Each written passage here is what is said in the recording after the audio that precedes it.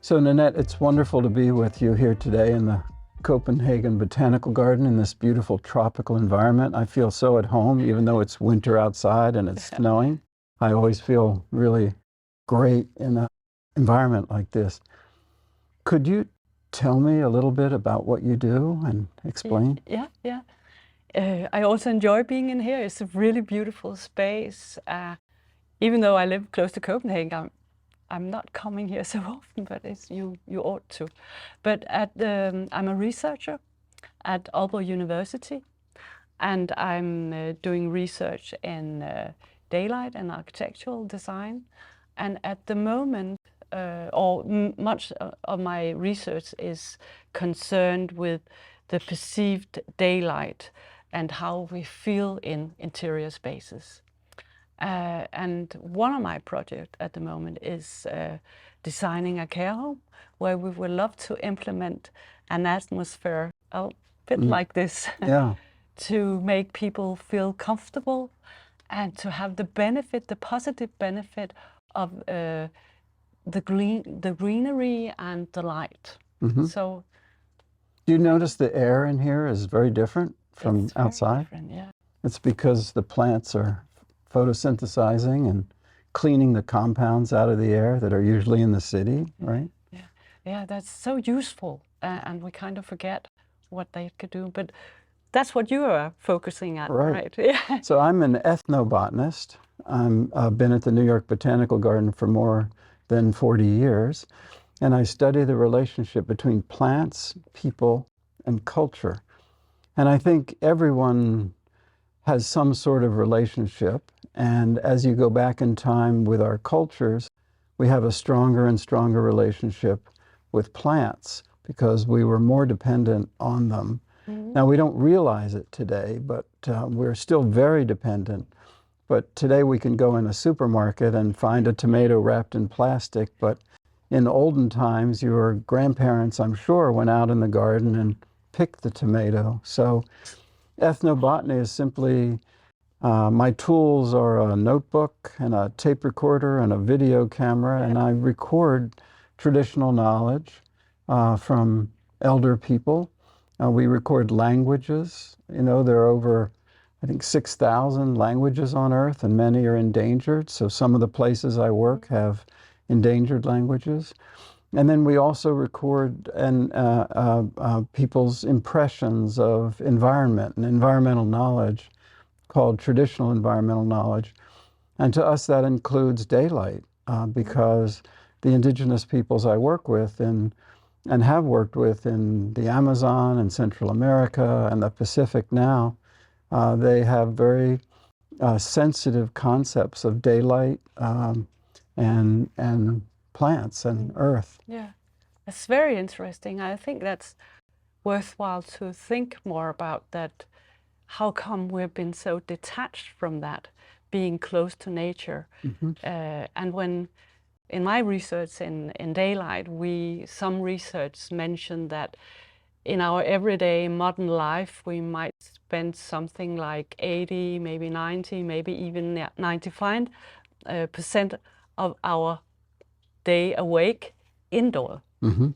So we hardly interact with nature or daylight, not directly. So I think we maybe will have a problem there. And I also think, I came to think about, after having also a conversation with you, that maybe we should look at people like nature, that when we are detached, we feel we miss something. When I take care of my green plants in my home, I make sure they have enough water, fresh air, and being exposed to daylight. But I sort of tend to forget myself, or we as humans, we spend maybe too much time in a different environment. But we are nature, we need light and connection to the exterior. So yeah, I don't know if we can include that in architecture more than we do now, but I think that could be interesting, trying to.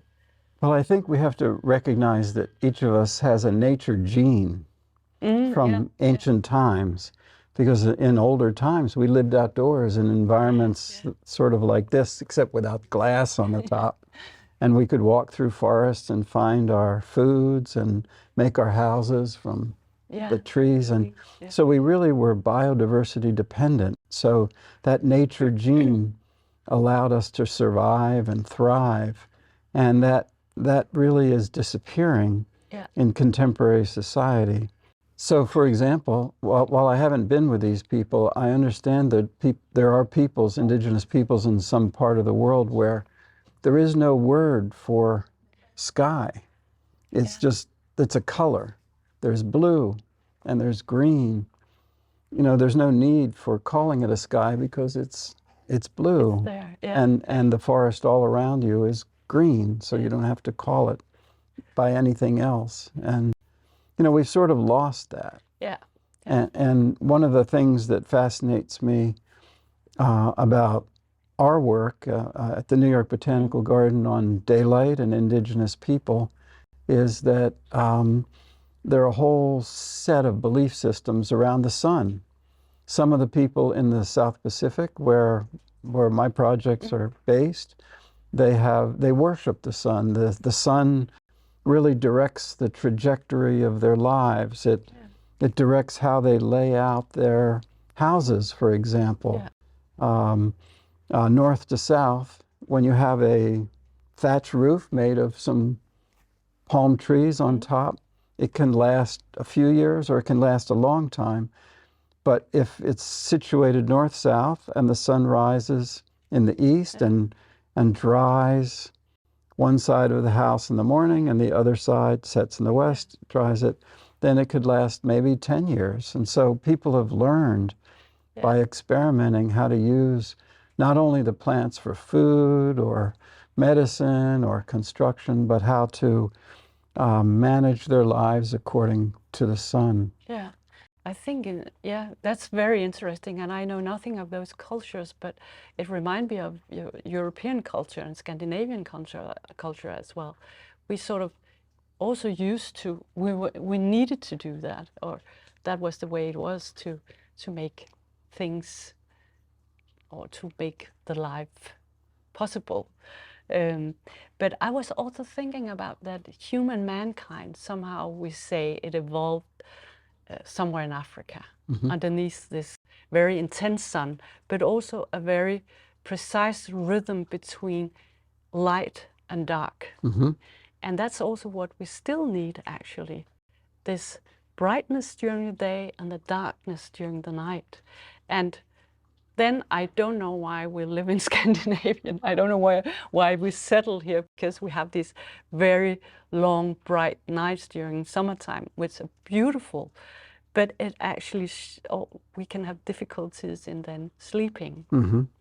And when we talk about elderly people, which I also do research in elderly people with dementia, they really are dependent on this cycles of brightness and darkness to be able to have a proper sleep and thereby feel better and feel more comfortable and fresh. And so I think also that's what the light is for, is to support humans in our everyday life.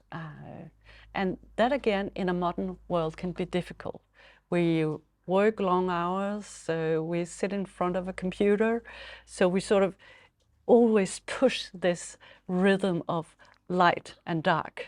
Again, maybe looking back, maybe relaxing, or I don't know, but look for how things used to be. There's a lot of knowledge that we can use, and then, I don't know, but now being an architect, it would be nice to implement it within the house, the design of the house, the lighting design of the house. And also, I think there's a lot of focus when we talk about architecture and daylight, of having lots of light inside the house. But I don't think light is nice, but a lot of light is maybe not always just good. But variation in light is really, really stimulating.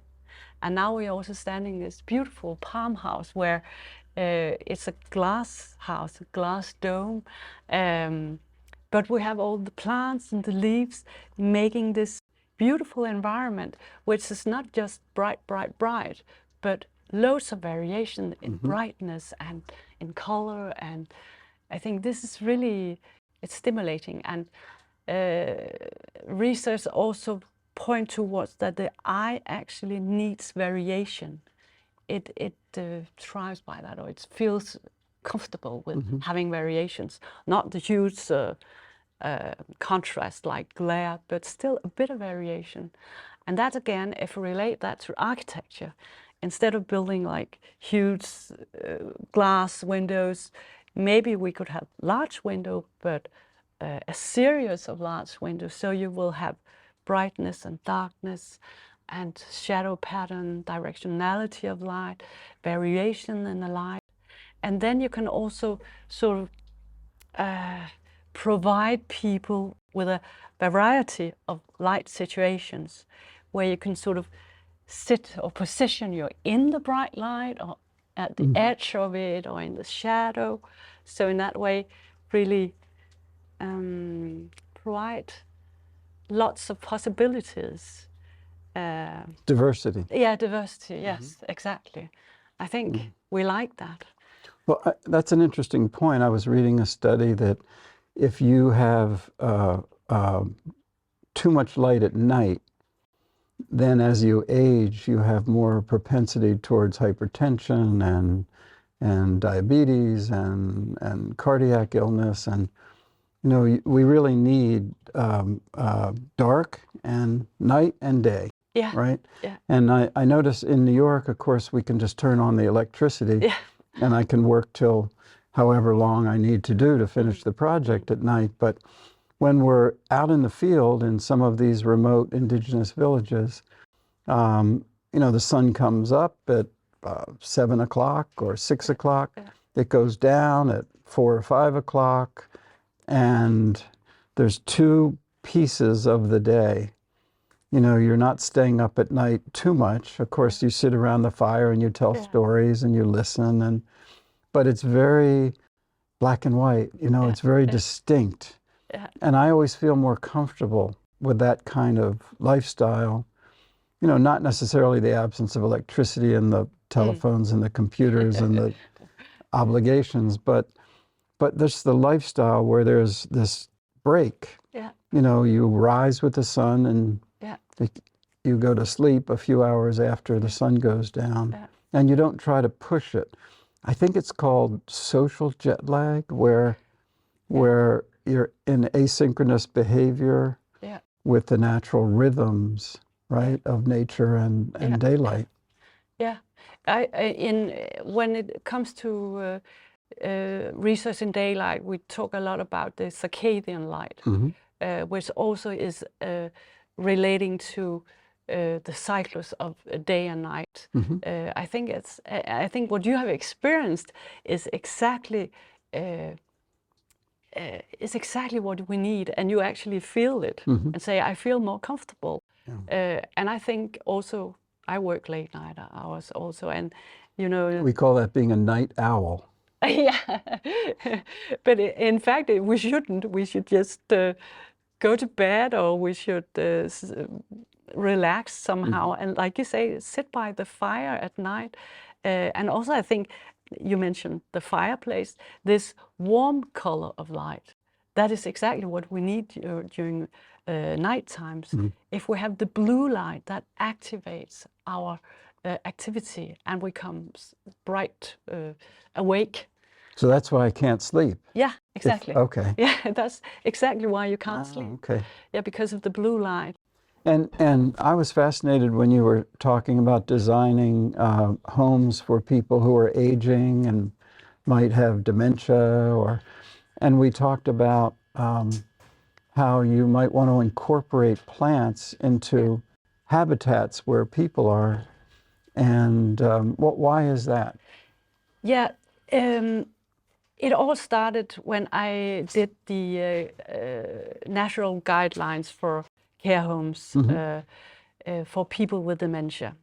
And we went around and we saw all these care homes, and we combined that with the research on light and also on green plants. And both light and green plants are said to be have very stimulating effects. And if you are vulnerable or a fragile person with dementia, you need, of course, the environment to support you and not to be pushing you or anything. And then we thought, why is there not a space where we really, really support these people through what we know from research, the benefit of greenery and light? And then we said, okay, we could we came up with a concept for this space where we would like there to be lots of plants, a bit a bit like in here, not just, you know, a nice plant in the corner, really covering you in green and light. And some of the elderly people with dementia, when they are in the later stage of dementia, they really can't do much anymore. And then again, not to push them or put them in situation where they really are challenged and where they might be sad or frustrated because they can't handle the situation. And there's not much to do, so you put them in front of a television or telly and just watch that. Then an alternative could be to position them in this lovely space like in here. I think they would calm down, they would have the effect, as you also said, the air is so nice. Well, it takes, the plants are taking toxins out of the air. Yeah. You know, the volatile compounds that are everywhere in this city, right? From the exhaust from the cars and the off-gassing of the carpets and the paint, that's consumed by these plants. That's amazing. And I think that's, again, what you can benefit from being in that space. And then also the light. You need to be exposed to light and have this, support this circadian rhythm. And you can do that, lots and lots of nice electrical lamps doing that. But why not use nature? Right. Yeah. Right. And again, why not use the green plants and then combine in this? It's still a concept, but we'll get it implemented, hopefully, and then we will see. But the idea was to take that knowledge. We know it has an effect. So take that knowledge and put it into the care homes and make a nice environment, somewhere where you can go. But then in a Danish context, you also really have to consider carefully that the elderly people with dementia will not go there by themselves. So it has to be part of the daily routine somehow. So it's not just a space, it's a way of looking at taking care of these people. So that's sort of the concept, that's sort of the idea of this space. The space alone will be great, but in this particular context, you will need the caretakers to bring the elderly people. So I think, especially as you get older, and tell me if I'm right or wrong, but routine becomes more important, almost ritual. So someone looks forward to doing this at 10 o'clock every day, and then they go on to something else. Do you think that's important for patients? Yeah. You know, let's go out in the garden, in the glass house for an hour at 10 o'clock. I think routines will make a much clearer schedule of the day, and they might recognize it. And of course, it's also a matter of making an environment where they recognize as much as possible from their previous lives in daily routines. But also when it comes to light, then it's actually essential that you also establish this rhythm, that the exposure to daylight, for example, going outside for a walk, that could be an even better idea. Mm-hmm. And you should do that in the morning to restart this circadian rhythm. Right, right. Yeah. So in having a clear schedule, that is one thing, but also support the circadian rhythm and the well-being that needs a rhythm as well. I think you're right in that case. I think for all ages, though, a morning walk is really essential. Totally essential. As long as I can remember, I've walked in the morning, and it sort of starts my engine for the day. You know, you build up resilience, and you can put up with things, stresses and things that you might otherwise not be able to put up with if you have that morning walk. Certainly, I think that's a very nice experience. It's the daylight. Yeah, it's the daylight. Right. Yeah, and this talking about this room for the care homes, it's not that then you can just put all the elderly people in there and then it's done. It is, as long as they can cope with it, as long as they are capable of having a walk, that's the greatest idea. Maybe going outside when you're going to the breakfast, or maybe going outside for meeting others, or maybe having the walk through the exterior for going for the coffee in the morning, you know, then there's a purpose as well. So definitely, yeah, go outside. We should all do that, by the way. So for me, do you know what the marigold flower is? Marigold, little annual flower. So when I was 4 or 5 years old, I planted marigold seeds in the spring, and then in the fall, each flower had maybe 200 seeds. And to a child, that was amazing, right? Yeah. So I have a special memory of marigolds from my childhood. I wonder if when you're talking to the patients and someone's interviewing them, the social worker, you know, what plants do you remember growing up with, or even what rocks or what animals?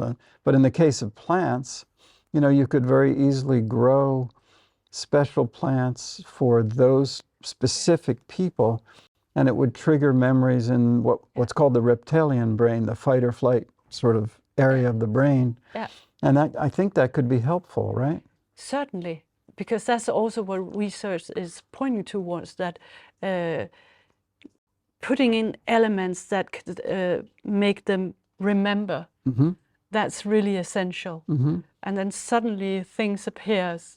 And also, of course, plants, and if they used to go out and gardening, or just had a nice plant in the window. And also, I actually know of a small experiment where there were a plant of plastic on the table. It looks bright and green and beautiful. And then there was a natural plant. And what the elderly people did was actually they had an interaction with the natural plant, because then the leaves falls off, then does it need watering, and you know, so there was communication. And the other was sort of just there, looking nice. They were satisfied, but the other gave communication and activity, and so that was such a very simple but very nice and beautiful thing, or way to include plants. And then, of course, also the fragrance, the sensing of the plants. Right. Yeah. So do you remember your earliest experience with plants? Do you have an early plant? I have my marigold. Do you? My early plant. Well, it's not a plant. Maybe playing on the green grass. And digging holes. Grass is a plant. Is it? Okay. Okay. Yeah. I think maybe that's and laying down on it and going barefooted, running around as children. Can you still feel what it was like running barefoot on the grass?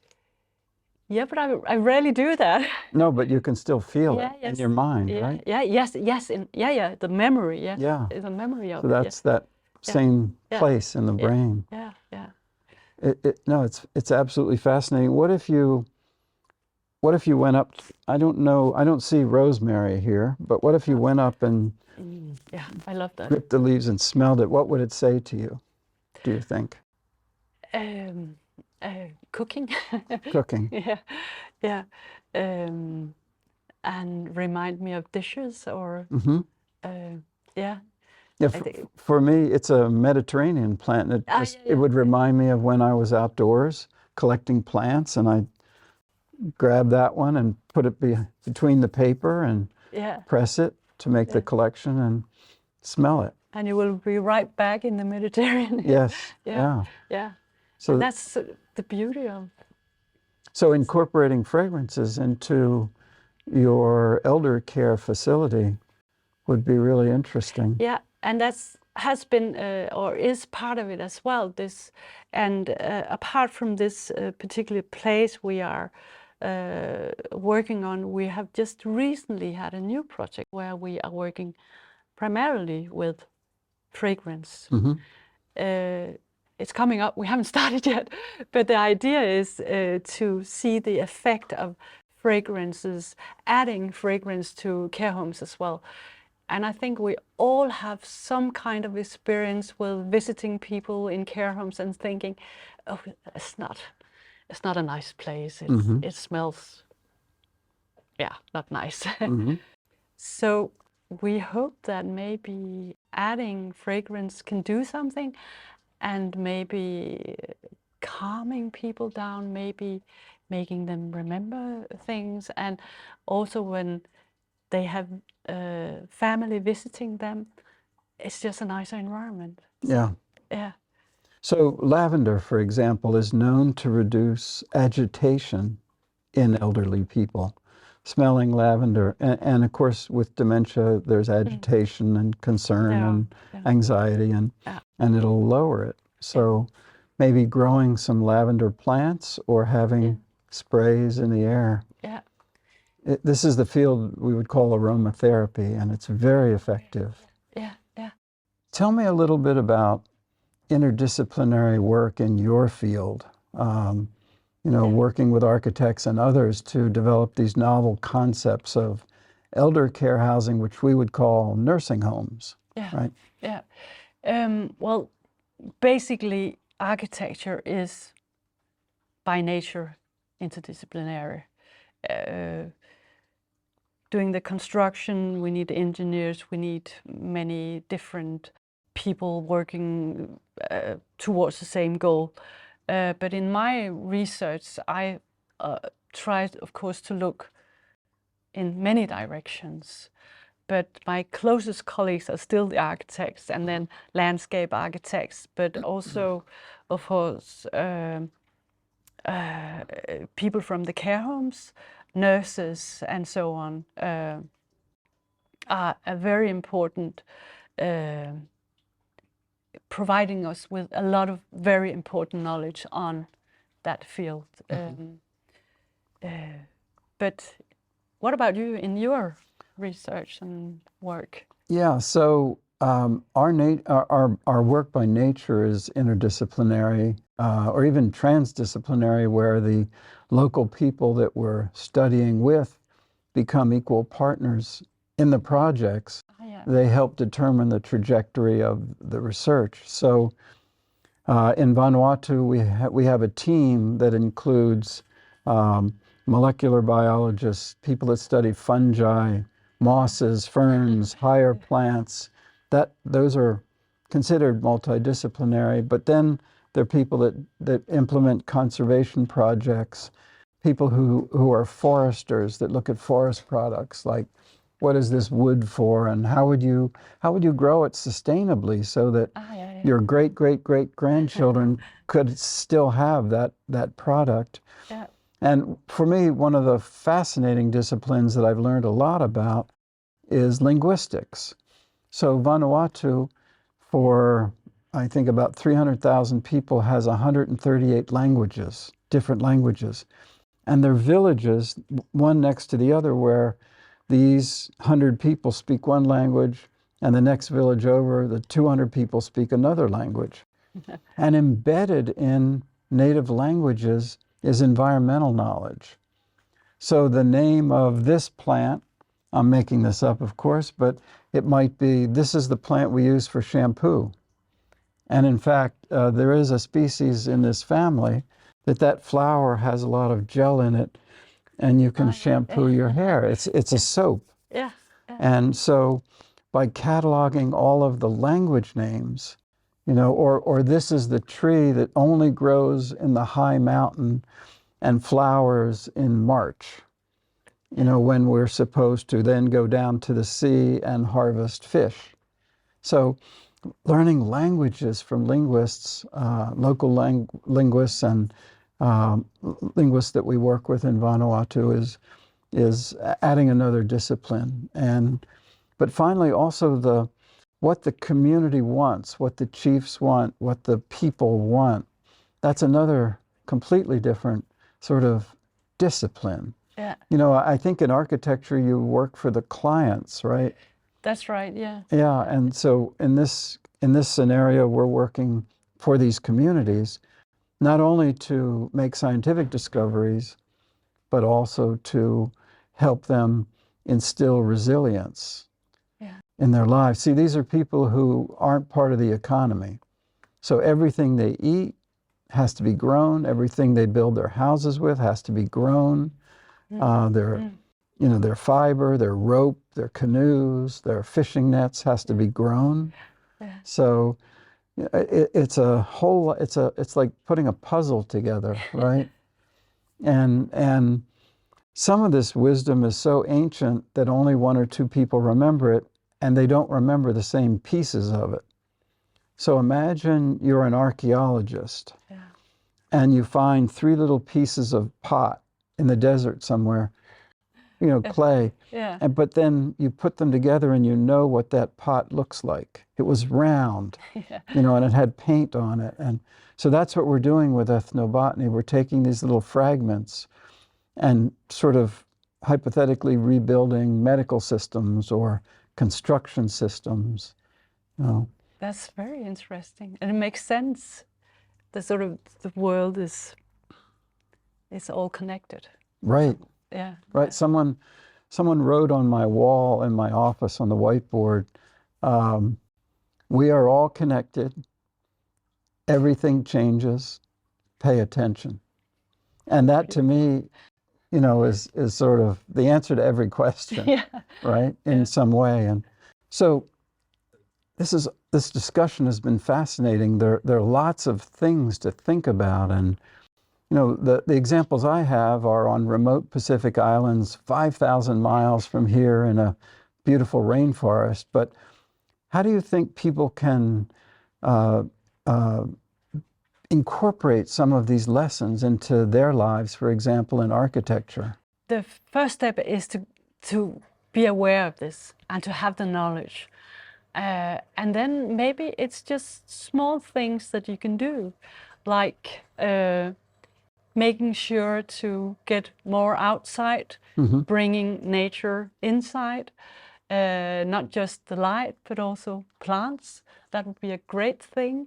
And to have this awareness of maybe turning off the computer a bit earlier, so we sort of follow the daily rhythm and not pushing ourselves into an artificial world where we do not fit as a human. What would you suggest? Well, maybe as a botanist, I'd start with thinking about plants as daylight factories. Oh yeah. Because of photosynthesis, you know, plants are converting carbon and other elements into the things that we depend on. So how can we bring those plants into our environments? So I don't know about here, but in New York City, a lot of people are filling their little apartments with plants. People will have 50 and 60 little plants. They'll give them names. They'll, you know, they'll take care of them, and the plants will take care of the people, and the people will take care of the plants. Another way, I think, is being mindful of of where all of these things come from, you know, and how to care for them, because clearly we're in an environmental crisis. And so activism to try and preserve the environment, I think is really important. But, you know, when I was younger, I would sort of eat anything. And these days you look at the label with all the ingredients and you're mindful of, you know, if it has more than 4 or 5 ingredients and you don't know how to pronounce them, you throw it out. So, you know, I would challenge the people listening to this conversation to be mindful of what lessons they can take from ancient traditions, talk to their grandparents, talk to their parents, talk to their friends, and just kind of begin to think about a new way of thinking and living, if that's possible. Even as you say so wisely, one small step at a time, you know, little things. And that's how a journey starts. So maybe that's something that we can impart to the people listening to this conversation, which for me has been fabulous. So thank you so much. Thank you so much.